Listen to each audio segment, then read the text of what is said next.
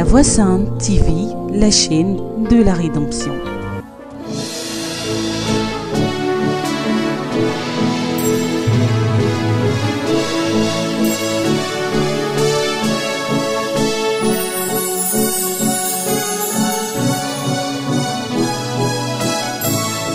Merci pour tous ceux qui m'appellent, tous ceux qui prient pour moi, tous ceux qui sont vraiment touchés par ces paroles du Seigneur. Que le Seigneur vous bénisse. Et je crois que c'est pour nous, que c'est pour vous, c'est pour chacun de nous tous que ces paroles sont données.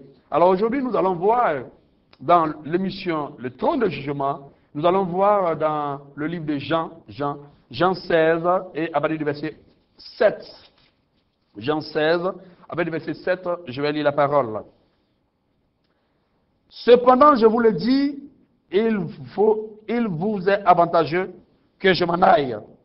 Car si je ne m'en vais pas, le Consolateur ne viendra pas vers vous. Et si je m'en vais, je vous l'enverrai. Et quand il sera venu, il convaincra le monde en ce qui concerne le péché, la justice et le jugement. En ce qui concerne le péché, parce qu'il ne croit pas en moi. La justice, parce que je vais au Père et que vous ne me verrez plus. Le jugement, parce que le prince de ce monde est jugé. Merci, Seigneur, digne juge que tu es. Merci de ce que tu nous délivres et nous affranchis par une parole. Et cette parole, il n'y a que toi seul capable de pouvoir prononcer cette parole. Oui, merci de ce que tu prends une direction de cet instant. En ton nom, nous avons prié. Amen. Alléluia. Et c'est pour moi une bonne occasion. Et nous allons ensemble voir ce passage du Seigneur qui a été un passage merveilleux et pour que nous puissions comprendre comment le Seigneur exerce souvent son jugement en partie dans la vie des enfants de Dieu que nous sommes, des serviteurs de Dieu que nous sommes. Le Seigneur a dit, il est avantageux que je m'en aille et que lorsque je m'en serai allé, je vous enverrai le Consolateur. Et dans certains passages, il dit, il prendra de ce qui est à moi et il parlera de ce qu'il aura entendu de moi. Et lorsque le Consolateur sera venu, il dit, il convaincra le monde en ce qui concerne trois éléments.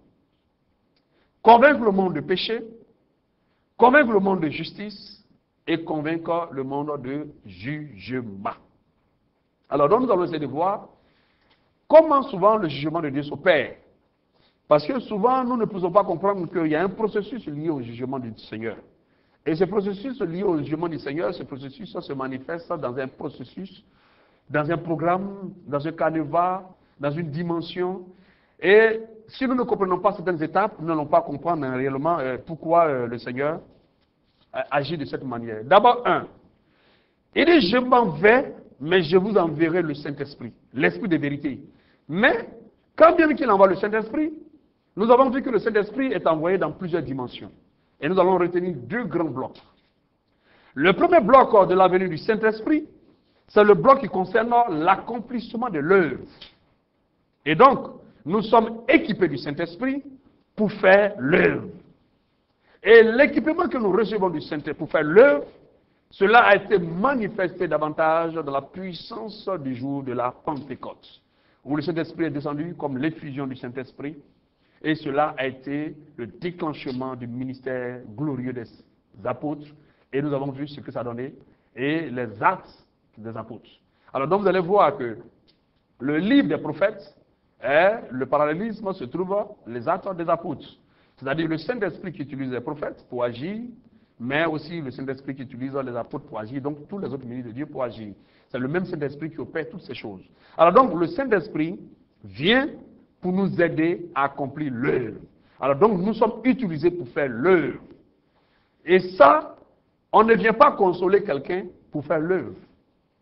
Parce que lorsque le Saint-Esprit vient nous consoler, ce n'est pas pour faire l'œuvre. Lorsque le Saint-Esprit vient pour être un équipement, pour nous aider à accomplir, oui, ça, ce sont des ministres de Dieu, les enfants de Dieu.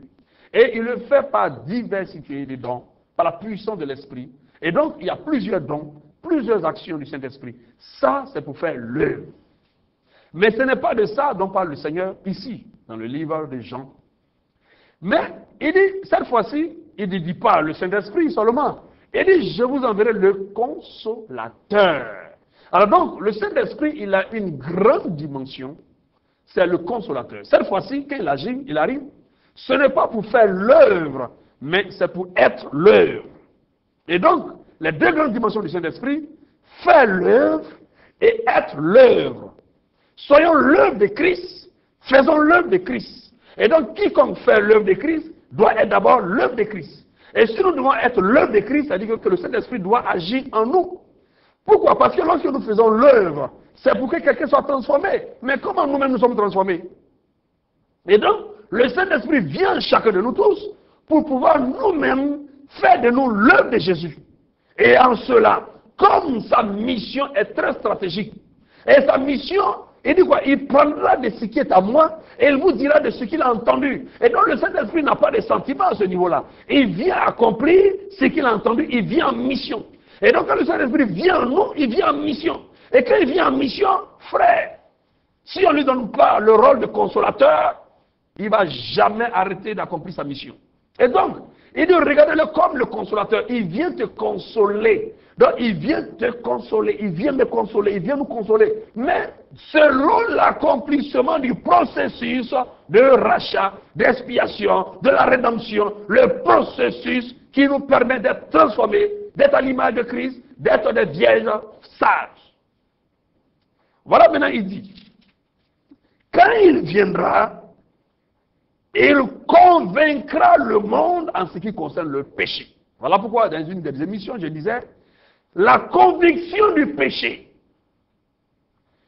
Quand le Saint-Esprit vient, dans sa mission de nous transformer, il vient pour nous convaincre de péché.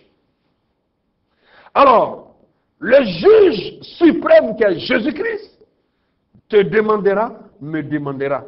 Depuis que tu as reçu le Saint-Esprit, as-tu été une fois convaincu du péché?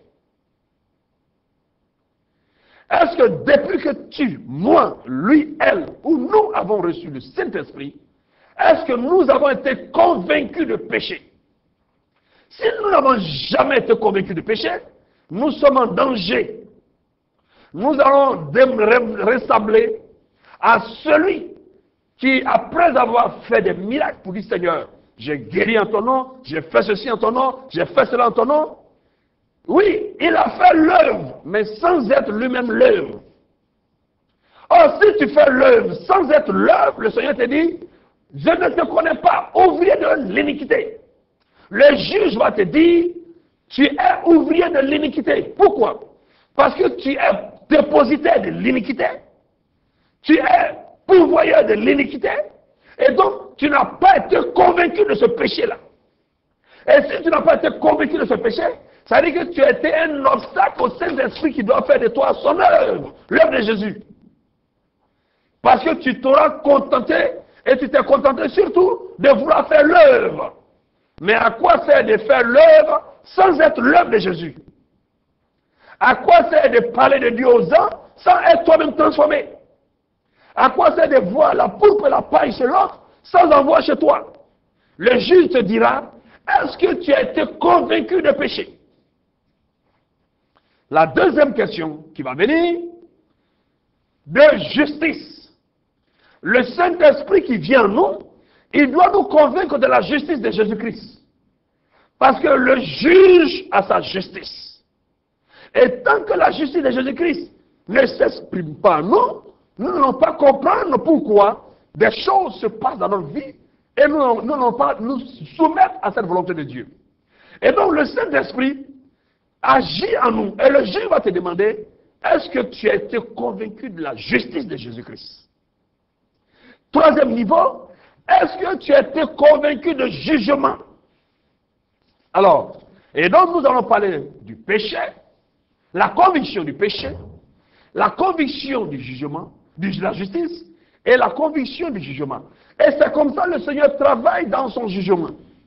Premièrement, en ce qui concerne le péché, parce qu'il ne croit point en moi. Le juge te dit, tout péché ne croit pas en Dieu. Le péché ne croit pas en Dieu. Le monde ne croit pas en Dieu, et le monde qui ne croit pas en Dieu pêche. Et donc, quiconque pêche pêchent par les œuvres du monde qui ne croient pas en Dieu. Et le Seigneur dit, si nous péchons, c'est parce que le monde ne croit pas. Et si nous péchons, c'est parce que nous avons pris une dimension qui est contraire à l'accomplissement de la volonté de Dieu. Or, si le monde ne croit pas, ça veut dire que le monde n'a pas foi. Et le juge dit, le Saint-Esprit va venir te convaincre que toutes les fois où tu as péché, c'est que tu n'as pas eu foi en Dieu. Toutes les fois où tu as péché, c'est que tu n'as pas eu foi en Dieu. Or, la foi vient de ce qu'on entend, et ce qu'on entend vient de la parole de Dieu. Et si la foi vient de la parole de Dieu, ça veut dire quoi? Ça veut dire que nous n'avons pas cru à ce que la parole de Dieu a dit par rapport à ce que tu as fait. La parole de Dieu a une autre lecture de ce que tu as fait, mais tu as cru à la lecture du monde. Et le monde ne croit pas, le monde ne se réfère pas de la parole. Le Seigneur, le juge, va te dire, chaque fois que tu pêches, c'est que tu ne t'es pas référé à la parole. Et donc, tu t'es référé au monde qui ne croit pas à la parole, au monde qui n'a pas foi. Et donc, ça veut dire que tu as usé des atouts du monde pour pécher. Le juge va te dire, comme tu agis ainsi, alors il dit, je vais le lire, encore un peu de temps, vous ne me verrez plus. Ah! Encore un peu de temps, vous ne me verrez plus. Quiconque pêche et qui est convaincu de pécher, la conséquence, il ne peut plus voir le Père. Le pécheur ne voit pas le Père. Le pécheur ne voit plus Jésus. Le pécheur ne voit plus le Seigneur. Qu'est-ce que je veux dire? La justice divine du Seigneur est claire. Quand tu pêches, tu es séparé de Jésus. Le Seigneur veut dire, beaucoup ont été séparés sans comprendre que l'élément qui les a séparés, c'est leur péché. La main de Dieu n'est pas trop courte, ni son oreille trop dure, mais ce sont nos péchés qui mettent une barrière entre lui et nous, et qui nous cachent sa face. Et donc, le Saint-Esprit qui dit, lorsque tu pêches, immédiatement, le jour qu'on va venir te convaincre de pécher, le processus de la conviction du péché va se déclencher lorsque tu ne verras plus les repères du royaume. C'est-à-dire, tu n'es plus connecté à Jésus. Et dit, vous ne me verrez plus. Tout enfant de Dieu normal qui subit le processus de jugement de Dieu, lorsqu'il pêche, quelque chose se passe autour de lui et il n'est plus en communion avec Jésus. Frère, si tu traverses ce moment, c'est que tu es dans le bon chemin. Par contre, il y a certains qui pêchent, mais qui ne sont même pas ébranlés un peu. Ça veut dire que toi-même, on ne t'envoie même pas en jugement.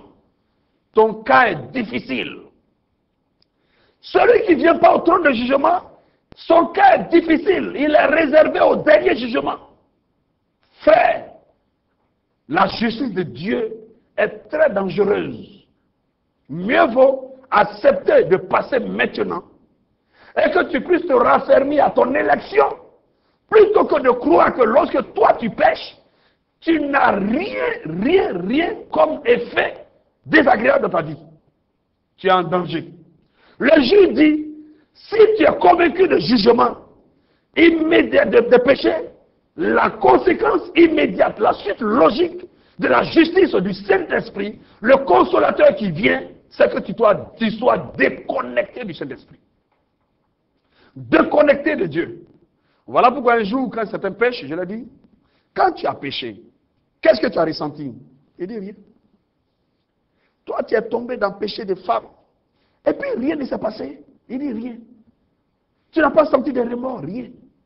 Il n'y a pas eu de dégâts dans ta vie, rien. Le roi David, l'homme selon le cœur de Dieu, il s'est réjoui de Dieu. Il dit, Seigneur, ton jugement est juste. Si tu pêches et que tu ne ressens rien, frère, tu n'as pas passé au trône de jugement. Ton cas a été classé persona non grata. C'est pas bon. Voilà pourquoi il dit, vous ne me verrez plus. Quiconque pêche et qui est repris par le Seigneur et qui est convaincu de péché, il rentre dans un processus pour être renouvelé, pour être sauvé, pour être pardonné. Et ce processus se déclenche par le fait que tu es déconnecté du Saint-Esprit. Ça, c'est la loi normale. Et il dit, en ce qui concerne le péché, parce qu'il ne croit pas en moi. De la justice, parce que je vais au Père. Dès lors que tu es convaincu du péché, tu ne vois plus et tu n'es plus connecté au Saint-Esprit. Et la justice de Dieu se manifeste par le fait que Christ retourne au Père pour aller intercéder pour toi. Il retourne au Père pour aller intercéder pour toi. Le Saint-Esprit va retourner auprès du Père pour aller intercéder comme avocat pour toi. Et lorsqu'il va intercéder comme pour toi ou pour moi, pour ma soeur, pour mon frère, dans cette période, voilà ce qui se passe. Il dit, et puis encore un peu de temps, et vous me verrez, parce que je vais au Père. Alors donc vous voyez, lorsque la justice de Dieu se manifeste, quand tu as péché, tu es déconnecté du Saint-Esprit, le Saint-Esprit va au Père, il intercède pour toi. Mais si tu ne ressens pas cette déconnexion, ça veut dire, frère, on t'a mis dans l'oubli. Voilà pourquoi vous vous rappelez, il y a un passage qui dit, vous avez mis en l'oubli la purification de vos anciens péchés. Mais pourquoi? Parce qu'on ne t'a pas convaincu de péché. Et si on ne t'a pas convaincu de péché, tu ne vas jamais te repentir, tu ne vas jamais confesser. Or, si tu ne confesses pas, tu ne te répands pas, tu ne seras pas pardonné. Et si tu ne seras pas pardonné, ça fait que tu as des conteneurs de péché, tu as des cargaisons de péché, tu as des maisons de péché, tu as des buildings de péché, tu as des châteaux de péché, tu as des quartiers de péché, tu as des villes de péché. Mais à quel moment tu vas les pardonner? À quel moment je vais les pardonner? À quel moment je serai délivré de cela? Et donc, le troisième niveau, il dit de jugement parce que le prince de ce monde est jugé. Quand tu viens au trône de jugement, la troisième étape constitue ce que le Seigneur fait. Il sait que tu as péché, mais le péché est une arme du diable. C'est le diable qui t'a contraint à pécher, ou qui a usé de superfuge pour t'amener à pécher, ou de ruse pour t'amener à pécher. En tout cas, tu étais pécheur par les œuvres du diable. Le prince de ce monde maintenant sera jugé. Regardez ce qui s'est passé dans le jardin d'Éden. Quand Adam et Ève ont péché, immédiatement, ils ont été convaincus. Lorsque le Seigneur dit, est-ce que tu as mangé le fruit de l'arbre dont je t'en avais défendu? C'est le juge qui parle. Mais on dit, Adam a fui la présence de Dieu. Et effectivement, le péché a conduit Adam à ne plus connaître la dimension spirituelle. Dès lors que ses yeux physiques sont ouverts, déconnexion du Saint-Esprit. Mais en même temps, le Père, le Seigneur va au Père pour intercéder. Voilà pourquoi l'œuvre de la rédemption est descendue sur la terre. Mais le prince de ce monde aussi est jugé. Il a dit, comme tu as fait cela, tu seras maudit. Et donc, quand tu es dans le processus de jugement, et que tu es un enfant de Dieu, tu es un serviteur de Dieu, et que le Seigneur t'a convaincu de péché, et que la justice de Dieu t'amène à subir ce que tu dois subir, parce que quand le Père, quand le Saint-Esprit, tu es déconnecté du Saint-Esprit, frère, tu es à l'abri, tu n'es pas à l'abri des railleries, tu n'es pas à l'abri des critiques, tu n'es pas à l'abri des moqueries, tu n'es pas à l'abri de toute parole sur ta vie, tu n'es pas à l'abri des yeux des gens. C'est normal que tu passes devant la justice de Dieu. Et si le Saint-Esprit n'est pas connecté à toi, c'est normal que tu traverses des moments difficiles, des moments compliqués, de l'errance. Oui, tu dois payer le prix. Et même si le Seigneur doit partir te pardonner cela, mais il y a un processus où tu payes le prix. Et donc, le prince de ce monde est jugé. Et lorsque le prince de ce monde est jugé, c'est en ce moment-là, il dit, vous me verrez de nouveau. Vous me verrez de nouveau. Alors, le trône de jugement, frère, ne te réjouis jamais quand nous péchons. Quand tu pêches, quand je pêche, quand mon frère pêche, quand ma soeur pêche, Ne nous réjouissons jamais s'il y a un silence et que rien ne change dans notre vie, c'est que nous sommes en danger. Soyons heureux quand nous péchons que le trône de jugement se met en place pour nous. Et le consolateur viendra et convaincra le monde en ce qui concerne le péché, la justice et le jugement. En ce qui concerne le péché, parce que le péché ne croit pas, le monde ne croit pas. Frère, si nous sommes convaincus de péché, nous allons accepter la justice de Dieu. Le roi David a perdu la présence de Dieu. Il a erré, il a souffert, mais il a été rétabli après. C'est pour ça que le Seigneur dit, le juste tombe 7 fois. Le juste tombe 7 fois. C'est-à-dire, il ne tombe pas 2 fois dans le même péché. C'est ce que ça veut dire. Il ne tombe pas 2 fois dans le même péché. Quand il tombe dans un péché et qu'il a été délivré de ce péché, il ne peut tomber que dans un autre péché différent de ce péché-là. Parce qu'il connaît comment l'autre péché agit et il connaît les conséquences et il a été affranchi de cela. Mais 7 fois, il n'a pas dit 8 fois. 8 fois, c'est un recommencement. 9 fois, c'est encore un recommencement à doubler. Mais il dit 7 fois, comme 7 jours de la semaine, 7 jours de la création. Mais il ne retombe pas 2 fois dans le même péché, c'est ce que ça veut dire. Et donc, le trône de jugement de ce jour permet et accepte que le jugement se déclenche quand tu pêches. Il faut prier que tu puisses subir le jugement de Dieu quand tu pêches. Mais ne te réjouis pas, ne nous réjouissons pas quand nous sommes en flagrant délit de péché et que rien, même une mouche autour de nous, ne change pas et que même on peut pécher samedi après de la fête de la souillure, la fornication, de l'immoralité, et le dimanche venir saper à l'église, danser, mouler ou bien pécher. Si nous avons cette force, c'est que nous sommes carrément dans un corridor de mort. Nous sommes logés sur la liste de ceux dont le Seigneur dira: éloigne-toi de moi, ouvrier de l'iniquité. Et là, c'est pas bon. Voilà pourquoi le consolateur, acceptons le consolateur, c'est le juge. Le consolateur vient. Mais pourquoi il nous console? Parce que nous serons jugés. Pourquoi il nous console? Parce que nous serons dépouillés. Voilà pourquoi dans le même livre de Romains, il dit: si par l'esprit, vous faites mourir les actions du corps, vous vivrez. Donc, par le Saint-Esprit, on fait l'œuvre, mais par le Saint-Esprit, on est l'œuvre. Et le Seigneur fait de nous son œuvre. En utilisant le Saint-Esprit, non pas pour quelqu'un, mais pour nous-mêmes. Mais faire mourir les œuvres de la chair et ses désirs en nous. Voilà pourquoi le trône de jugement, il est intéressant de ce que nous puissions être passés en revue, en corps, âme et esprit, lorsque nous sommes dans le cadre du péché. Aussi longtemps que nous passons chaque fois devant le trône de jugement, nous sommes formés, forgés. Nous devenons des hommes matures, des hommes façonnés, des hommes faits à guérir au jugement et qui savent éviter de tomber 2 fois dans le même péché.